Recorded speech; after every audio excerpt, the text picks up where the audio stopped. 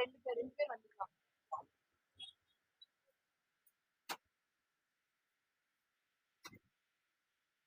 இருக்காரு. இந்த 30 டேஸ் தான். 30 டேஸ்ல வந்து பாத்தீங்கன்னா அவர் என்னெல்லாம் பண்ணணுமோ கொடுத்த கமிட்மெண்டோட நிறைய கமிட்மெண்ட் பண்ணிட்டு தான் இருக்கிறாரு. எதெல்லாம் வந்து சைன் பண்ணாரோ அதை செஞ்சுட்டாரு. எடுத்தோடனே எல்லாமே செஞ்சிட முடியுமான்னு கேட்டா கிடையாது. பொதுமக்கள் நல்லா புரிஞ்சுட்டு இருக்காங்க. பொதுமக்களுக்கு இந்த கிளாரிட்டி இருக்கு. குறை சொல்லணுன்றதுக்காக ஏதோ ஒன்று சொல்லிட்டே இருக்காங்க.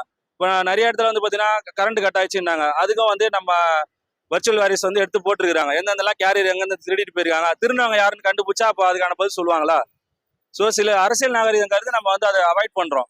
புரியுதுங்களா? சில விஷயத்த விட்டுருங்க. இப்போ இதே கூட இதுல கூட நிறைய பிரச்சனைலாம் நடந்துட்டு இருக்கு. அதை மீன் கரண்ட் இல்லை அப்படின்றத அது ஒன்னொன்னா ஷார்ட் அவுட் பண்ணிட்டு தான் வந்துட்டு இருக்காங்க. அதை போராட்டமா மாத்ததுதான் இங்க நிறைய பேர் ட்ரை பண்ணிட்டு இருக்காங்க. பிஸ்கெட் பாக்கெட்ஸ், அதுக்கப்புறம் வந்து ரெஸ்ட் தேவைப்படுது. நீங்க மற்ற இடத்துல மாதிரி இல்லாம ஏசி கேரவன் எடுத்து வந்து வச்சு ஏசியில வச்சுதான் நாங்க வந்து பண்ணிட்டு இருக்கோம். இதுலயும் நமக்கு ஒரு ப்ராப்ளம் வந்து கொஞ்சம் ஓவர்லோட் ஆச்சுன்றதுனால டீசல் மொத்தமா போட்டு இந்த ஜென்ரேட்டர் வச்சு ஓட்டிட்டு இருக்கோம். இது எதுக்குன்னா இது ஏன் சொல்றோம்,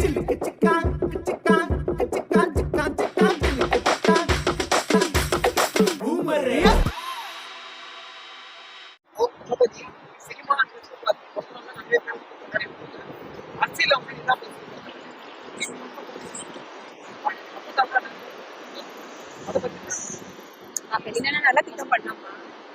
முன்னாடி வந்து நாங்க ஒரு ஃபேன்ஸா பண்ணிட்டு இருந்தோம். இப்போ ஒரு சிஎம்மா இருக்கும்போது இன்னும் கொஞ்சம் எங்களுக்கு இன்ட்ரெஸ்டா இருக்கு. இன்னும் பொறுப்பு அதிகமா வந்திருக்கு. ஃபேன்ஸா இருக்கிறத விட இப்ப இன்னும் கொஞ்சம் பொறுப்பா இருக்கு. இன்னும் நிறைய நல்லது பண்ணணும்னு நினைச்சிட்டு இருக்கோம் சிஎம்மா இருக்கும்.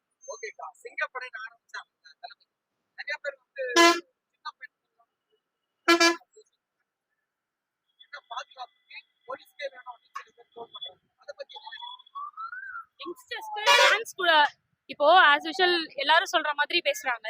யங்ஸ்டர்ஸ்க்கு சான்ஸ் கொடுத்தாதானே அடுத்த தலைமுறை வளரும். யங்ஸ்டர்ஸை வந்து எப்பயுமே அப்படியே மட்டன் தட்டி இவ்வளவு நாள் வச்சுட்டாங்க. இப்போ ஃபர்ஸ்ட் டைம் அரசியலை பத்தி பேச ஆரம்பிச்சது தளபதியால தான். எல்லா யங்ஸ்டர்ஸும் எல்லாரும் நெட்ஃபிளிக்ஸ், இன்ஸ்டாகிராம், ஃபேஸ்புக்னு உட்காந்துட்டு இருந்த ஜென்ரேஷன் எல்லாத்தையும் இப்ப என்ன பண்ணிட்டாரு, சட்டசபையில என்ன நடக்குது, பாலிடிக்ஸை பத்தி பேசுறதுக்கு எல்லாரையுமே வந்து ஒரு ட்ரெயின் பண்ணி கொண்டு வந்திருக்காரு.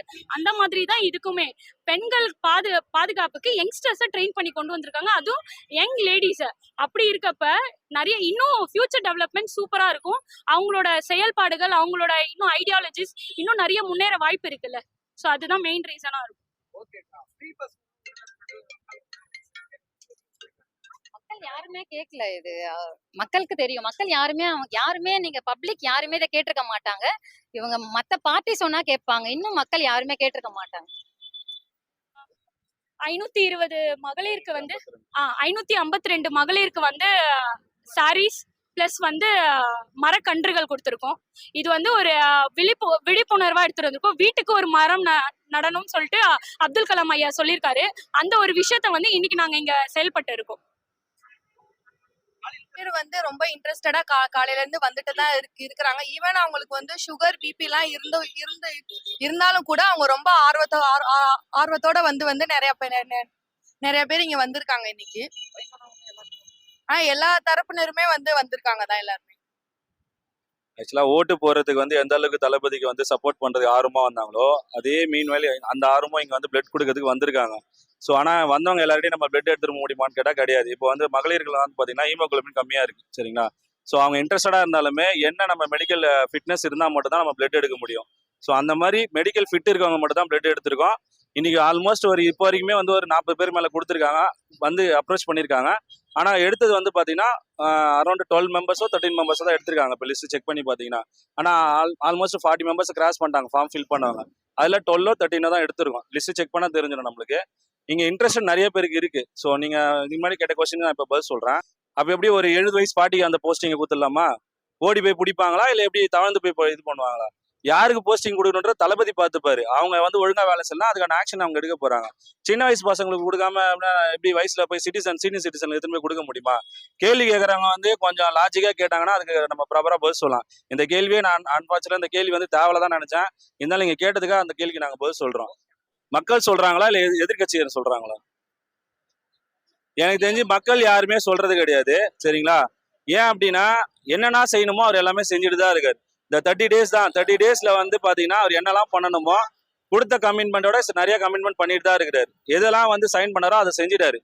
எடுத்த உடனே எல்லாமே செஞ்சிட முடியுமான்னு கேட்டால் கிடையாது. பொதுமக்கள் நல்லா புரிஞ்சுட்டு இருக்காங்க. பொதுமக்களுக்கு இந்த கிளாரிட்டி இருக்கு. குறை சொல்லணுன்றக்கா ஏதோ ஒன்று சொல்லிட்டே இருக்காங்க. இப்போ நிறைய இடத்துல வந்து பார்த்தீங்கன்னா கரண்ட் கட் ஆயிடுச்சுன்னாங்க. அதுக்கும் வந்து நம்ம வர்ச்சுவல் வாரிஸ் வந்து எடுத்து போட்டுருக்காங்க. எந்தெந்தெல்லாம் கேரியர் எங்கெந்த திருடிட்டு போயிருக்காங்க, திருநவங்க யாருன்னு கண்டுபிடிச்சா அப்போ அதுக்கான பதில் சொல்லுவாங்களா? ஸோ சில அரசியல் நாகரிகம் கருத்து நம்ம வந்து அதை அவாய்ட் பண்றோம். புரியுதுங்களா? சில விஷயத்த விட்டுருங்க. இப்போ இதே கூட இதில் கூட நிறைய பிரச்சனைலாம் நடந்துட்டு இருக்கு. அதை மீன் கரண்ட் இல்லை அப்படின்றது அது ஒன்னொன்னா ஷார்ட் அவுட் பண்ணிட்டு தான் வந்துட்டு இருக்காங்க. அதை போராட்டமா மாத்ததான் இங்க நிறைய பேர் ட்ரை பண்ணிட்டு இருக்காங்க. அதை மாத்தாம நம்ம என்ன அது பெஸ்டா பண்ண முடியுமோ பார்த்து அதுக்கான விஷயம் சொல்யூஷன் எல்லாம் கொடுத்துட்டு தான் இருக்காங்க. ஸோ மக்கள் வந்து புரிதல் இல்லாம இல்ல, மக்களுக்கு எல்லா புரிதலும் இருக்கு. அதுல எந்த மாற்று கருத்தும் கிடையாது.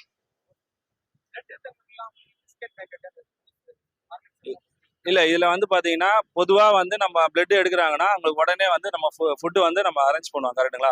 ஸோ இங்க வந்து கூல் ட்ரிங்க்ஸும் பிளஸ் வந்து பிஸ்கெட் பாக்கெட்ஸ், அதுக்கப்புறம் வந்து ரெஸ்ட் தேவைப்படுது. நீங்க மற்ற இடத்துல மாதிரி இல்லாம ஏசி கேரவன் எடுத்து வந்து வச்சு ஏசியில வச்சுதான் நாங்க வந்து பண்ணிட்டு இருக்கோம்.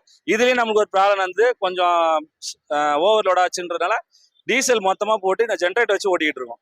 இது எதுக்குன்னா, இது ஏன் சொல்றோம் அப்படின்னா பிளட் கொடுக்குறவங்க கூட வேர்வை இல்லாம பண்ணணுன்றதுக்காக தான் ஏசி கேரவன் வச்சு பண்ணிக்கிட்டு இருக்கோம். இதுதான் எங்க தளபதி எங்களுக்கு சொல்லி கொடுத்துட்டு இருக்காரு. இது மற்ற பிளட் கேம் மாதிரி நாங்க நத்தல. நீங்க உள்ள போய் நீங்க வீடியோ எடுத்திருப்பீங்க, பார்த்துருப்பீங்க. ஃபுல் அண்ட் ஃபுல் ஏசி வச்சு தான் நம்ம பண்ணிட்டு இருக்கோம். இது எல்லாமே வந்து அண்ணன் எங்களுக்கு எப்படி நல்லது சொன்னாரோ அதுல என்ன பெஸ்டா பண்ண முடியுமோ அதுதான் நாங்க பண்ணிட்டு இருக்கோம். இதுக்கு முன்னாடி அவர் வந்து நாங்க ஒரு ஹீரோவா பார்த்து நாங்க பண்ணிட்டு இருந்தோம். இன்னைக்கு அவர் சிஎம். எங்களுக்கும் நிறைய வந்து பொறுப்புணர்வு, சிஸ்டர் சொன்ன மாதிரி எங்களுக்கும் நிறைய கடமை இருக்கு, நிறைய பொறுப்புணர்ச்சி இருக்கு. இன்னைக்கு நடந்து எல்லாமே வந்து எவ்வளவு பெஸ்டா பண்ண முடியுமோ அதை நாங்க பெஸ்டா தான் பண்ணி கொடுத்துட்டு இருக்கோம். சரிங்களா? நன்றி.